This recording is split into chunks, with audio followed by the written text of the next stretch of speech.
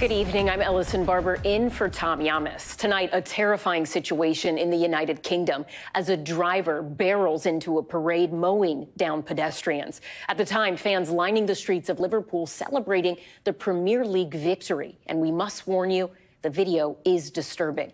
Shock and horror unfolding as a black car rams into crowds of soccer fans. More than 24 left injured. Video showing the chaotic aftermath as the car comes to a stop. Angry crowds striking the car, punching out windows, and making their way into the driver's seat. We do not know if the driver was inside the car at this time. This all happening in the northwest of England, in Liverpool, the parade route lining Water Street in the heart of that city. The incident unfolding just as the parade was coming to an end. Officials say nearly 1 million people gathered to celebrate before the event took a disturbing turn. At this hour, we're getting new details about the man now in police custody as officials work to determine how this could have happened. NBC's Molly Hunter starts off our coverage with the breaking details. Tonight, tens of thousands of people lining the streets of Liverpool for a parade to celebrate their home team's win, when a black van veered into crowds of pedestrians. We didn't see how quick it was coming. We just jumped out the way. It was literally like seconds. We felt the swoosh of the car go past, and it was millimeters, centimeters away. Oh my God! Just after 6 p.m., chaotic scenes playing out, the van then coming to a stop, and crowds surrounding the vehicle. We believe this to be an isolated incident. The incident is not being treated as terrorism. Police saying tonight they've arrested a 53-year-old white British man from the Liverpool area. Extensive inquiries are ongoing to establish the circumstances leading up to the collision. It was meant to be a joyous day, celebrating Liverpool Football Club's trophy win. The club saying in a statement, "We will continue to offer our full support to the emergency services." UK Prime Minister Keir Starmer calling the scenes appalling, thanking emergency services for their swift response to this shocking incident. And Molly Hunter joins us now from London, England. Molly, authorities are saying multiple people were hurt, several even trapped under a car. What more can you tell us?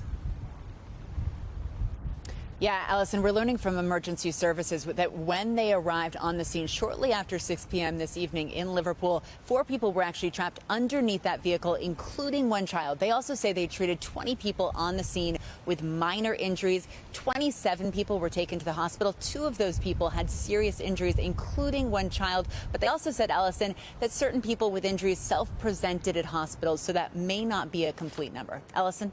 Molly Hunter, thank you. We have exclusive brand new video tonight of the moment an Italian tourist broke free after allegedly having been held hostage and tortured by an American crypto tycoon. The video shows the moments he made it to a police officer and ultimately to safety. We're also learning new details about the weeks he was allegedly held inside a pricey New York City townhouse. NBC New York's Mark Santia has the details and the shocking video. For the first time, we're seeing the dramatic end to a harrowing ordeal, an escape from a 6-story luxury townhouse turned alleged torture chamber in Soho. Surveillance video shows the moment a disheveled man, barefoot and bleeding, approaches an NYPD traffic officer, pleading for help. The man, an Italian tourist, wore only shorts, a polo shirt, and clutched a fanny pack in his hand. Police quickly converged on the townhouse, arresting John Waltz, a prominent name in the crypto world. According to law enforcement sources, Waltz and a business associate are accused of imprisoning and torturing their third business partner, a 28-year-old Italian citizen who had just arrived in New York earlier this month. Investigators say the 2 men took his passport and electronic devices, then demanded the password to his Bitcoin account. When he refused, police say they beat him with a pistol, held a gun to his head, used a chainsaw on his leg, urinated on him, tied his wrists, drugged him, shocked him with live wires, and even dangled him off the building. When the victim finally escaped, he ran to a nearby officer, covered in cuts and bruises. Sources say officers recovered a gun inside the lavish townhouse, which they described as a, quote, high-end frat house, complete with an elevator, stripper poles in the basement, and expensive liquor scattered throughout the building. Off camera, neighbors told us they often heard loud parties, but had no idea the home, allegedly hid such horrors. Law enforcement sources say the third businessman, a suspect in this case, is expected to turn himself into police this week. Ellison? Mark Santia, thank you. Turning overseas now to the brutal assault by Russia on Ukraine. Its biggest coordinated aerial assault on that country since the beginning of the war. It comes as President Trump has ramped up pressure on both sides to reach a peace deal. But this latest round of attacks prompting one of the strongest reactions yet from Mr. Trump. NBC international correspondent Raf Sanchez has this report. Tonight, hopes of a ceasefire in Ukraine are fading fast. After days of deadly Russian airstrikes, President Trump declaring Vladimir Putin has gone absolutely crazy. Update, I'm not happy with what Putin's doing. He's killing a lot of people, and I don't know what the hell happened to Putin. We're in the middle of talking, and he's shooting rockets into Kiev and other cities. I don't like it at all. In response, the Kremlin suggesting Trump may be suffering an emotional overload. It's a major shift from last week, when Trump said he had an excellent 2-hour phone call with Putin and claimed peace talks would begin immediately. Instead, Russia unleashing what Ukraine says are some of the largest attacks of the entire war, firing more than 700 missiles and drones and killing at least 18 civilians, including several children, according to Ukrainian officials. Let the world wake up and see. How long can they bomb children, this woman asks. President Volodymyr Zelensky urging the U.S. to impose further sanctions on Russia, saying America's silence and the silence of others around the world only encourages Putin. And no sign the president's angry words about Putin will be followed by action. He isn't committing to any new sanctions on Russia. Ellison? Raf Sanchez, thank you. President Trump spent part of this Memorial Day at Arlington National Cemetery paying tribute to those who have died in service to this country. The president also found time for another round of attacks on Harvard University. NBC's Kelly O'Donnell is at the White House with more. As the nation remembers. A solemn tradition, President Trump honoring the supreme sacrifice that rests at Arlington National Cemetery. In a ceremony steeped in patriotism, the president spoke of courage across history, as well as the bravery of fallen soldiers whose families were there today. All of America shares in your grief, and more importantly, we share in your pride in your wonderful son. The president, who often invokes partisan politics, briefly caught himself in this setting. Not for today to discuss, but the republic that is now doing so very well. We're doing so very well right now, considering the circumstances. But he had already woven in criticism of former President Biden. That was a hard 4 years we went through.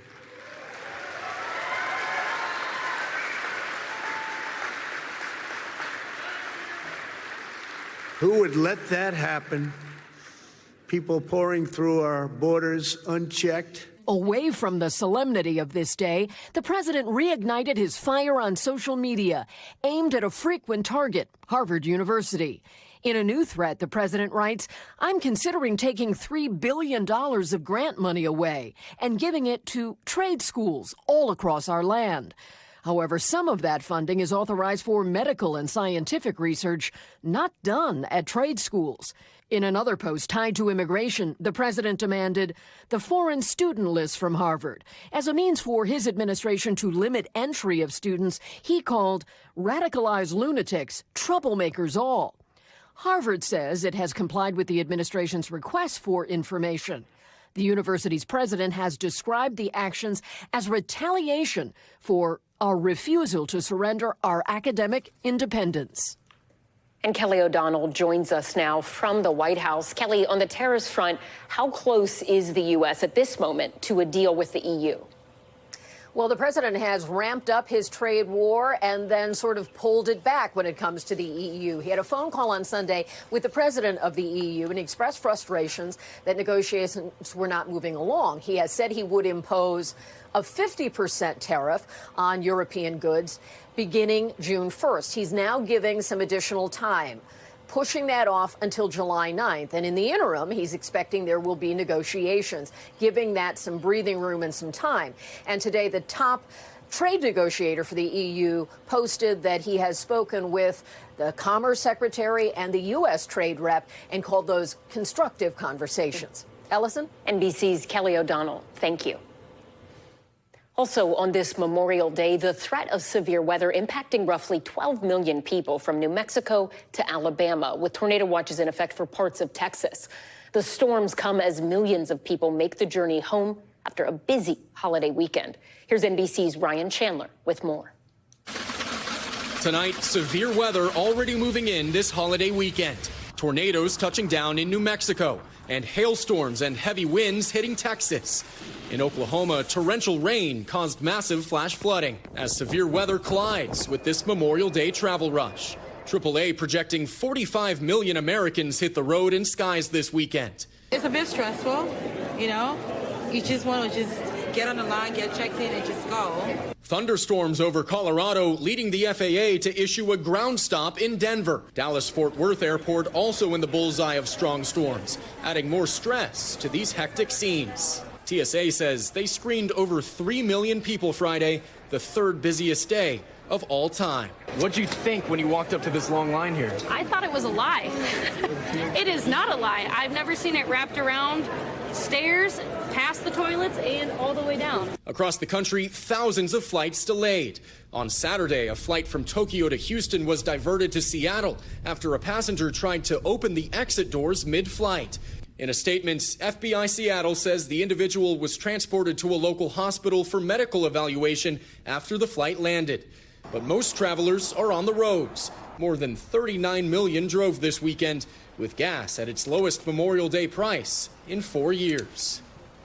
And Ryan Chandler joins us now from Dallas-Fort Worth Airport. Ryan, where do air travel delays and cancellations stand now? Well, Ellison, right now, FlightAware is reporting more than 900 flights across the country are delayed, including most of the flights currently trying to take off from Dallas and Denver, where that ground stop was issued.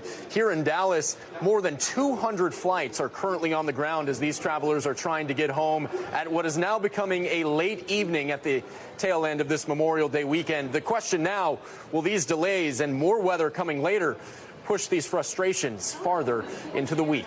Allison? NBC's Ryan Chandler, thank you. Let's get right to NBC meteorologist Michelle Grossman for the forecast. Michelle, severe storms could impact travelers as we close out this holiday weekend, right? What are you seeing? Hi there, Ellison. Yeah, we're looking at some severe weather right now throughout portions of the south, as Ryan kind of alluded to. We're looking at lightning, hearing that thunder. We have all sorts of watches and warnings throughout the south, and this extends into the southeast as well. So taking a look at radar, you can see some very heavy rain falling. That's where you're seeing those brighter colors, the reds, the oranges, the yellows. Also looking at the chance for those storms. So we have severe thunderstorm watches, severe thunderstorm warnings, tornado watches, and even some tornado warning. Very busy this tonight. And it's not just the south. We're looking to the Rockies too, seeing some lightning there. And we're going to continue to watch this on this Memorial Day, and no doubt adding to those delays on the roadways and also in the air. So 11 million people impacted by severe weather. As we go throughout the rest of this evening, we're talking anywhere from hail, tennis ball size, even softball size in some cases, winds gusting over 65 miles per hour. That causes damage all on its own. Heavy, heavy downpours. And yes, we are looking at the chance for more tornadoes as we go throughout this evening. Remember, nighttime or nocturnal tornadoes are double as deadly. So something to really be aware of as you go off to bed tonight. Where you see the yellow and also the orange, those are the likeliest spots for seeing any of those storms. It's not just tonight. We're talking tomorrow, too. So if you're headed home tomorrow, we're looking at 9 million people still at risk for severe weather across the south, across the Gulf Coast states, into the southeast, where you see that yellow ones again. Those are the likeliest spots. So places like Macon, Georgia, Pensacola. But then we're also talking about Texas once again. So we could see rounds of storms producing flash flooding. We're looking at excessive rainfall tonight. That is one of the biggest concerns as well. And that's going to extend into tomorrow morning as well. Ellison? Michelle Grossman, thank you. We are back in a moment with the brazen prison break in Arkansas. The former police chief convicted of murder dressing up like law enforcement to sneak out. Now the manhunt to catch him. Plus, was it a love tap or something more? The First Lady of France caught on camera shoving the president, what the first couple says was really going on. And the daring rescue in California after hikers got lost in the woods. We'll show you the video.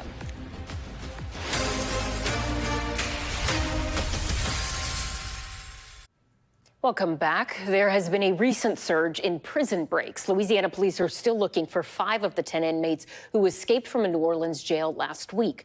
Another Louisiana prisoner escaped from a separate facility a few days later. He has since been caught. And now yet another man has escaped from a prison, this time in Arkansas. An ex-cop who apparently just walked out wearing what appears to be a homemade police uniform. NBC's Priscilla Thompson has this one. Police in Arkansas on the hunt for this man, Grant Harden, a convicted murderer and rapist. Seen here, the Department of Corrections says, escaping from a prison in Calico Rock Sunday through a sally port, wearing a DOC-style uniform, pulling a dolly. He saw an opportunity and he took it. The DOC says it's investigating how Harden got those materials and if he had help. All it takes is, being able to find a way to get out of this area, and he can be anywhere in the state. Investigators warn Harden, a former Arkansas police chief now serving a 30-year sentence, is considered extremely dangerous. Whenever there's an inmate that escapes, especially someone who carries a term like he does, there's always that thought of, they really have nothing to lose. This, the latest in a string of prison breaks. In New Orleans, police are still searching for 4 fugitives after one more was captured today. NOPD releasing new video showing teams executing a warrant in tactical gear with rifles as the net of alleged accomplices grows. At least 12 people have now been arrested and charged with assisting in the escape or helping the inmates once out, per court records and local reports. Tonight, authorities in both states turning to the public to help bring these men back to justice. And officials in Arkansas tell us that no reward is being offered there right now, though they are still asking the public to come forward. Meanwhile, in Louisiana, you have a $20,000 reward being offered for any information that would lead to arrest in that case. Officials hoping that that will incentivize people to come forward and share what they know. Ellison? Priscilla Thompson, thank you. Retired FBI agent Rob D'Amico joins us now to talk more about these prison escapes. Rob, a massive escape in New Orleans, a separate one at another facility in that same state, and now we have this one in Arkansas. It begs the question for a lot of people, what is going on? Why in the South? Do you see any sort of patterns here?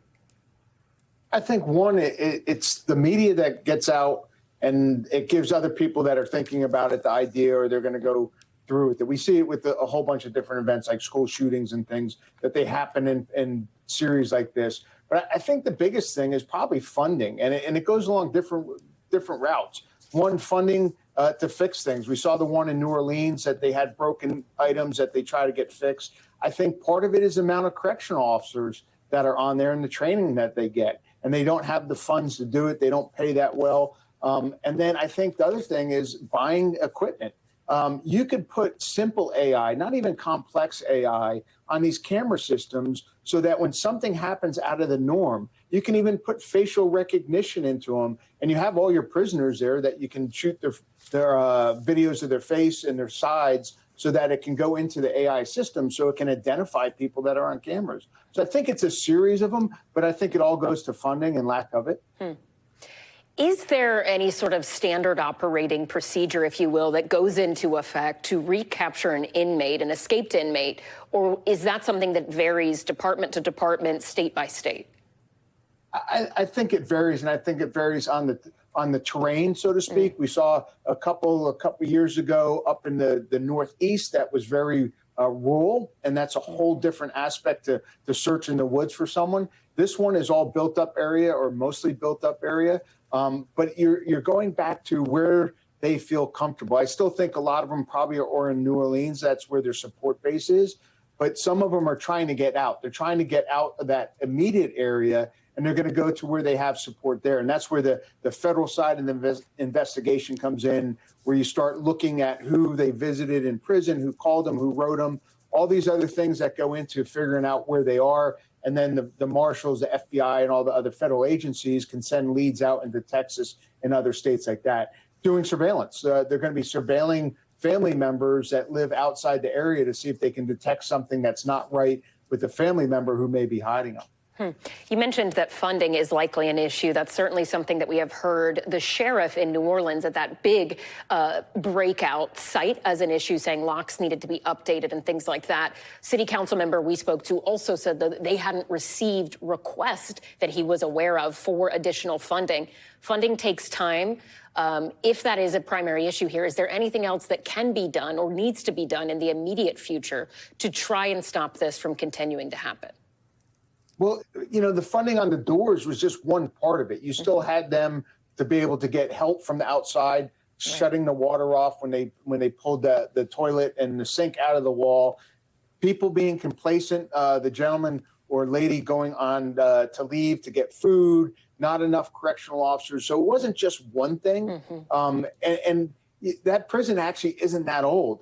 When I first read it, I thought it was going to be one of these very old prisons, and it's not that old. So this means that they haven't been, you know, maintaining it. And I don't know if that's lack of funds or if the building contract wasn't great and they put in lower quality things. But I think the states and the counties and everyone has to really look at this and say, what is the answer? There's always a balance between people and technology, and that's where AI can come in. You can lessen the amount of people watching cameras when the cameras know what to look for and then bring it to that person's attention. And I want to bring it just to one, I bring it to two. So there's a dual fail error in there. So two people would be looking at the same thing. Rob D'Amico, thank you so much. We appreciate your time and insights. Thank you. Up next on Top Story, the American allegedly plotting to firebomb a branch of the U.S. Embassy in Israel. We have new details on his thwarted plot. And the brave new world of AI, the Google program that can create videos like these within minutes. How will you know if anything is real ever again?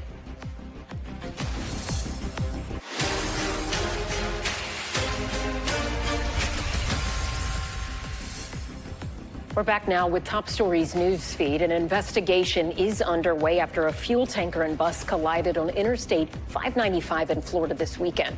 Video showing heavy flames and black smoke at the scene near Fort Lauderdale. The Florida Highway Patrol has not shared the number of people on the bus or in that tanker. Officials saying the accident left one person in the hospital. And Hawaii's Kilauea volcano has erupted again. Video shows the Big Island volcano shooting high fountains of lava, reportedly as high as the Eiffel Tower. Experts say this eruption began early Sunday morning.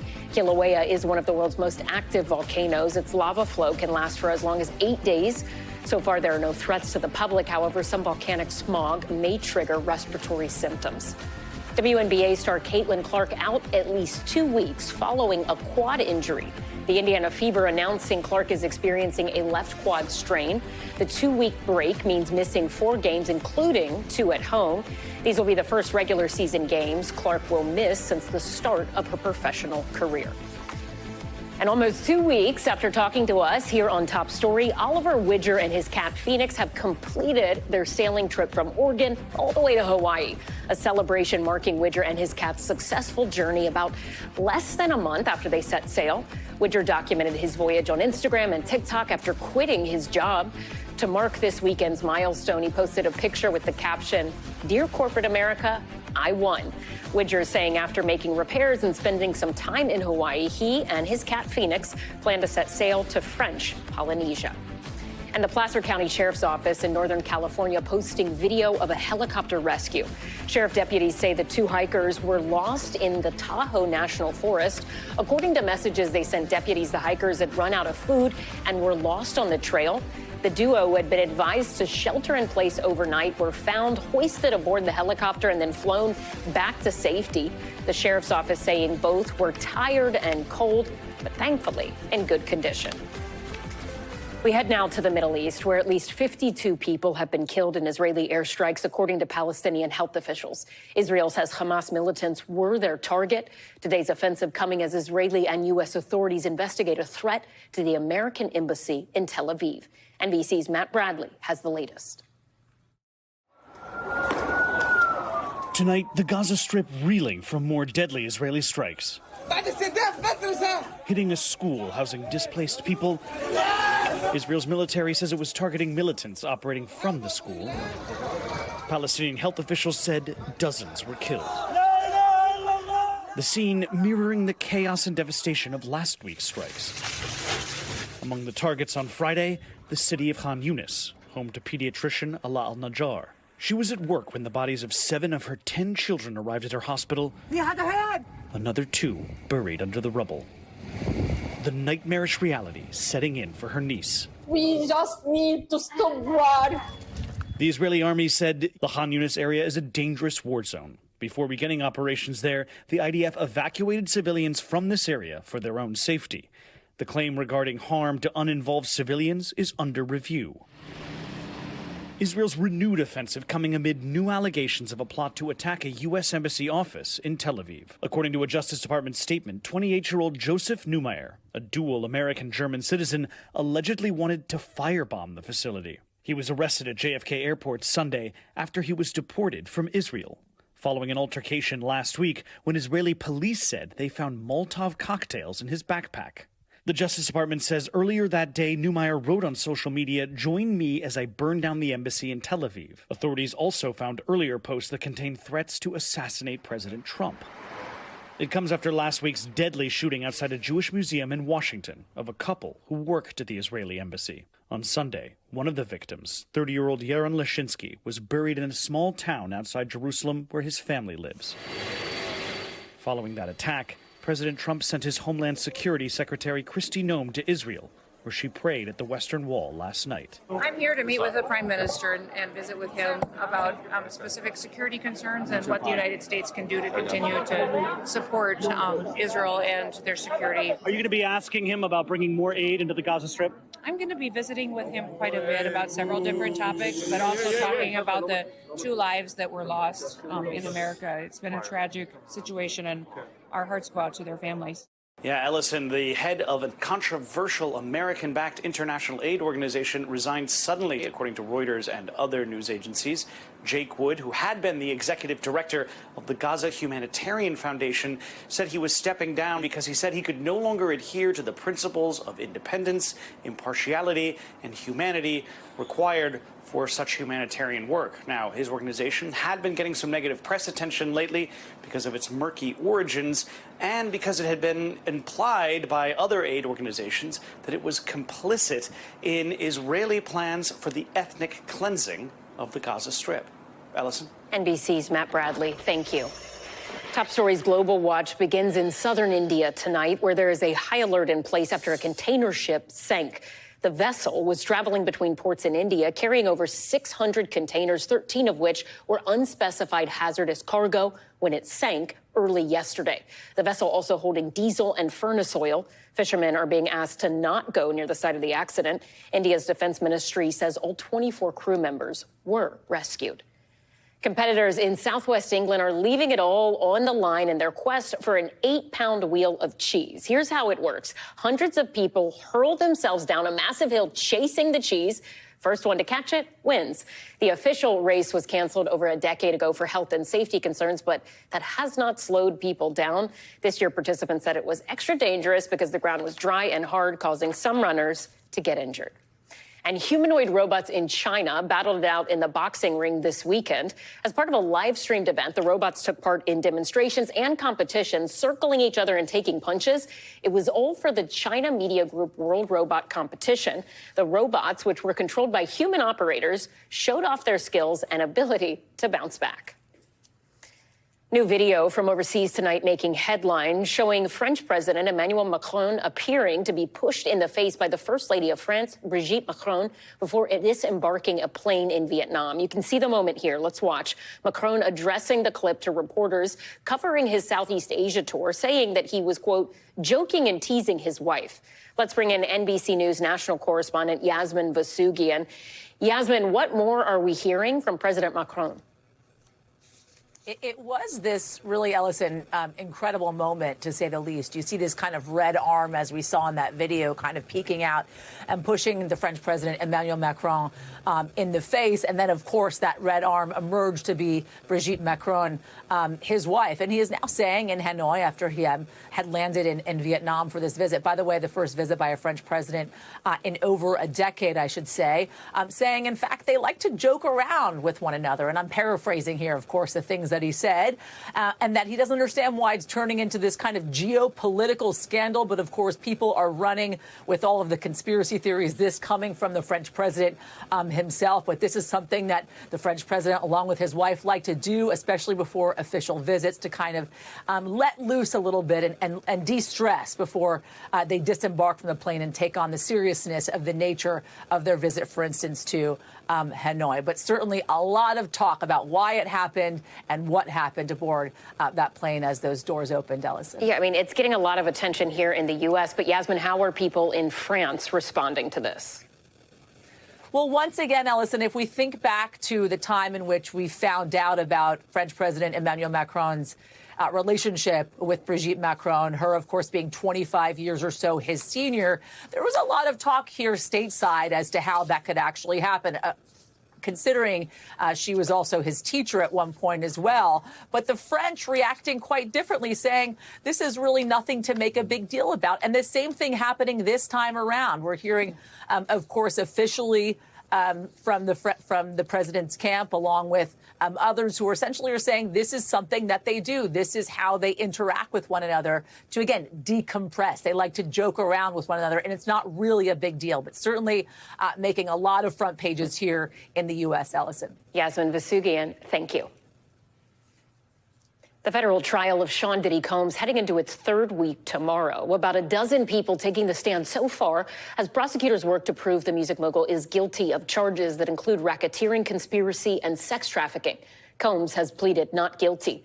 Jeremy Salan joins us now. He's a criminal defense attorney and former Manhattan prosecutor. Jeremy, thank you so much for joining us this evening. So as the third week of the trial gets underway, the next witness expected to testify is another one of Combs's former personal assistants. Her name, Capricorn Clark. That name has already come up during previous testimony. What do we expect to hear from her? You know, what they're all going to go down to is really three things, and that's corroboration, and guess what? Corroboration. And what she's going to testify to is some of the things that she was told or some of the things that she saw. But it's not just corroborating Cassie that's important, maybe the injuries and the threats against her, but it's also, if you remember, Kid Cudi even testified about her being taken to, against her will, supposedly, to his house when there was that break-in where things were rearranged, and then later on we heard about other much more violent acts in terms of his car and things like that, and his dog being tied up, or pardon me, put away elsewhere. So she corroborates, because you can't just rely on Cassie and Cassie alone. You need more, and she's going to hopefully be someone they can really value. Let's talk a little bit about the testimony that we heard from Cassie Ventura, because, you know, as you noted, she's a name a lot of people know at this point. That is Sean Combs' ex-girlfriend. She was put on the stand by prosecutors pretty early, and ultimately what they are trying to do is use her testimony in part to prove that she was forced and coerced into participating in with these so-called freak-offs. But some legal analysts that we have spoken to, they have said that testimony alone is not necessarily enough to convict him on the specific charges he faces. Do you agree thus far, and where do you think prosecutors need to go next if they are going to prove for an entire jury the charges that we see on our screens here that Sean Diddy Combs is facing? Yeah, I think that's fair to say that there more needs to be done. This is not whether or not, did he beat her and did these horrible assaultive type acts, which in and of themselves may be sort of misdemeanor or even felony crimes on the state level. The question is there that force? Is that there coercion? Is there that fraud for that sex trafficking? I think that's an easier lift. But when you're thinking about the conspiracy for the RICO, what is this criminal enterprise? Certainly, it doesn't have to be mutually exclusive, meaning you can have a legitimate company in music and in clothing and in alcohol like he did, and you could have an illegitimate company or enterprise which was trafficking and bringing in these people, these men and women, for the sexual parties, these freak-offs. But they're not there yet. And I don't know if it's as much as the defense poking holes in the story. I don't think the prosecution has laid it out yet. And I would say this. People want to watch this kind of like the Knicks and Pacers. It's scoring back and forth. But you're not really even beyond that first or second quarter. There's a lot more evidence to come. Right now, they're not there. That doesn't mean they won't be. So far, and I'll ask you to tell us this for both the defense and the prosecution, what has been the strongest piece of evidence or strongest moment in cross for either side? So I'll take for cross from the defense first. I think they did some good hits in really trying to show that there might be an agenda here. Yes, we have Cassie, who is the pregnant woman on the stand, but we've got to look at Cassie when she was in her 20s. Is this a money grab? Is there an agenda here? She came back voluntarily. No one forced the drugs in her system. She was engaging in these freak-offs and said at times she enjoyed them and wanted to participate in them. That's really powerful things. And the prosecution started off with a bang, but I'd say cautiously, because when you're coming out so powerfully, you also don't want to make the jury sort of conflate this horrible video that they saw with what ultimately is what they have to prove, and it's beyond that. So I think the prosecution is doing what they need to bring in all the ancillary players to show that there was this scheme to really control and traffic in these people. But there's so much more to come. I'm looking forward to it, as crazy as that might sound in such a horrible situation. But I think they both have done a good job, but it's more has been, I think the prosecution has yet to fulfill their obligation of proof beyond a reasonable doubt. So if you're the defense at this point, how are you feeling, and what do you plan to do when the case is turned over to you? Yeah, I'm feeling relatively good, but you can win a battle and lose the war. And what I mean by that is even if they're successful on that potential life sentence on the back end of that RICO charge, they're still facing 15 years plus on the sex trafficking and up to 10 years on the other charge. So he's not a young guy. So you may be feeling good about where it's going. You're doing your job. It hasn't been present by the prosecution, but I would still be making those holes and showing there's an agenda. There might be force in some ways, but it's not force in the concept of this criminal enterprise or in the trafficking. These people came voluntarily. Jeremy Saland, thank you. We appreciate it. We're back in a moment with the summer travel bonanza. More Americans ditching the airports for the highways means cheaper airfare for you. What you need to know next. Plus, the powerful homecoming in California. A soldier missing in action in World War II. How he was finally located and how his hometown came out to honor him all of these decades later.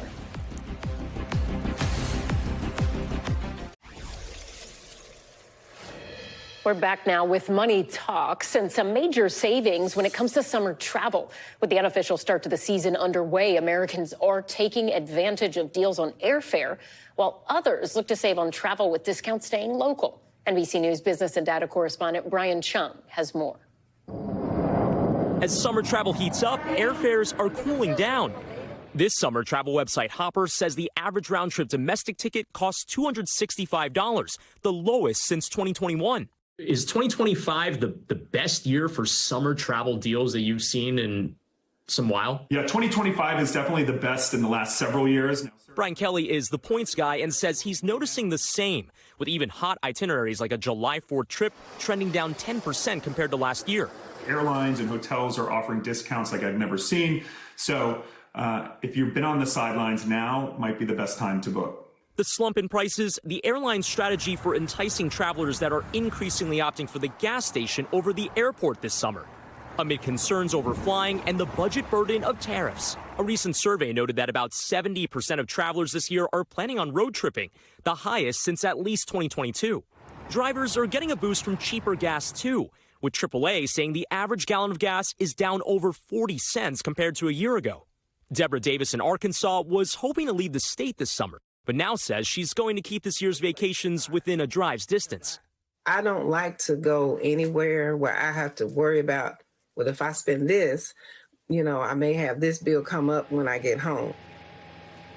Now to the next frontier in digital video. Google has just released Veo 3, an AI video generating tool that is different than anything we've seen before. The quality of the videos are hyper realistic, and not just in terms of movement, but in audio as well, generating sound effects, ambient noise, and apparently dialogue. This ocean, it's a force, a wild, untamed might. And she commands your awe with every breaking light. Where were you on the night of the bubble bath? The Verge's Allison Johnson joins us now with more. Allison, we're going to test this in real time, with you. I am going to make sure I have my audio settings correct to say we want the highest quality experimental video. I'm going to give it a prompt. Firefighter rushing into a burning building, saving a baby, and trying to soothe the baby, talking to it and telling us what happened. Okay, I'm gonna hit enter. And in the meantime, let's talk about your take on VO3. You wrote in your article for The Verge that VO3 is a, quote, slopmonger's dream. Tell us what you mean by that. Yeah, when I started testing it out, the first thing I was checking for and I was most concerned about was how could this be used for misinformation? I think that's where a lot of our minds go to. But the more I played with it, the more, there's guardrails, there are certain, it's hard to kind of outsmart it and get it to create something maybe harmful. It's just better suited, I found, for kind of goofy or funny clips. And I think the sort of stuff we're starting to see a lot of on social media. And it just strikes me as something you could create sort of like the lowest common denominator content with, as opposed to something that's going to trickle out of people into thinking something disastrous has happened. So my video is now at 32%, 33% now. We were just looking at some extraordinary videos, I guess we would call it films, it feels like I should be saying, but ones that you did and produced. You mentioned that you were concerned about the possibility of misinformation, but there are guardrails in place. Explain to us what those guardrails are. Yeah, I tried a few obvious things, sort of like, president falls down while walking up some steps, or a news anchor announcing the assassination of a political figure, and it just won't do those things, which is good. And then the kind of the second tier stuff I tried where you're kind of prompting around those things without saying the obvious thing that it might be filtering out. I really couldn't get it to do even something as silly as like a social media company CEO who wears T-shirts and a gold chain, trying to suggest that it could make like Mark Zuckerberg dancing around with some money falling around him. Wouldn't do that kind of thing. So where I really found it was good is with a more vague prompt, something a little more open-ended. The more specific I was with it, I found it didn't quite give me what I wanted, but it really opened my eyes when I put something in like two cartoon cats complaining that they can't catch any fish today. Okay, so my video is done. I'm going to expand this and hit play and see. Let me make sure my volume is up, see if it works. You're okay now, I got you. It was very hot, but we're safe now. You're going to be okay. You're okay now. I got you.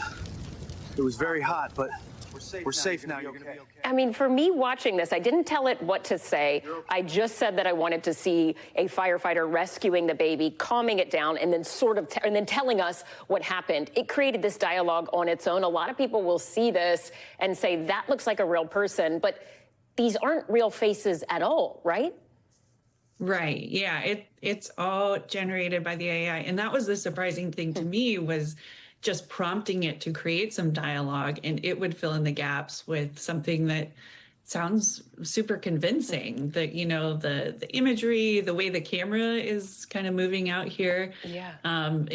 All at first glance, it looks kind of like the real deal. Yeah, it really does. Before we let you go, I got to ask you, how far do you think this can go? Because Google's VP of Gemini talked about this in pretty flowery terms, I guess. Let me see exactly what they said there. He called it a new era of creation. Do you agree with that? Do you think in a couple months or a couple years we could see entirely generated AI feature films? The way they pitch it now is that it could be a tool for filmmakers. They showed us an example of that in their developer conference keynote just this past week.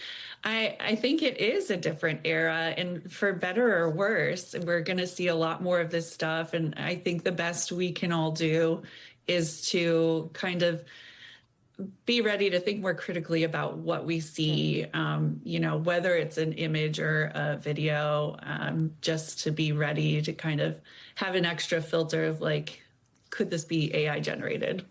Certainly is going to probably change a lot of people's perspectives as they see more and more of these videos. The Verge's Allison Johnson, thank you so much for your time tonight. We appreciate it. Thank you. When we return on Top Story, a hero's homecoming, the celebration for a fallen World War II soldier 80 years in the making. Finally, on this Memorial Day, a World War II bomber pilot laid to rest more than 80 years after his plane was shot down in the South Pacific. NBC's Aaron Gilchrist has this remarkable story. These letters, for years, a family's only connection to the soldier they never knew. I remember when I was 6 or 7 years old, Mom told us that she had an older brother, but he died in the war. 21-year-old Lieutenant Thomas Kelly Jr. and the crew of the B-24 bomber named Heaven Can Wait shot down in March 1944 off the coast of what's now Papua New Guinea. The military searched for years after World War II. The crew later classified as missing in action. That all changed in 2013 when Scott Althouse, a cousin of Lieutenant Kelly, started collecting historical records and eyewitness accounts. The narrow goal was just, what can we learn about how he died and maybe where he died? Enter Project Recover, a nonprofit that works around the globe to search for and recover America's MIAs for families needing closure. We're going to do everything that we can to find out what happened to their loved ones and bring them home. In 2017, Project Recover went to Papua New Guinea with sonar, underwater robots, and archaeological tools. 213 feet below the surface, Heaven Can Wait emerged. All of us in the room knew exactly what it was and that we had found it. In 2023, the U.S. military launched a 37-day recovery mission, carefully excavating the wreckage site, finding clues, relics, and most importantly, human remains. DNA testing so far has accounted for 4 of the missing crew members. Today, a hometown said goodbye to one of those heroes, Army Air Force Bombardier 2nd Lieutenant Thomas V. Kelly, Jr., accounted for September 25, 2024. 81 years after he died in battle, Tommy laid to rest next to his parents and sister. He's coming to where he should be. Found and finally at peace. Aaron Gilchrist, NBC News, Livermore, California.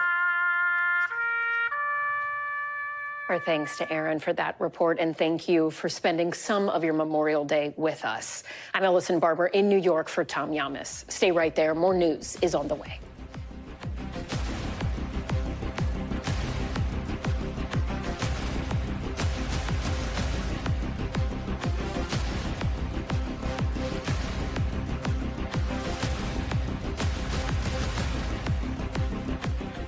Thanks for watching. Stay updated about breaking news and top stories on the NBC News app or follow us on social media.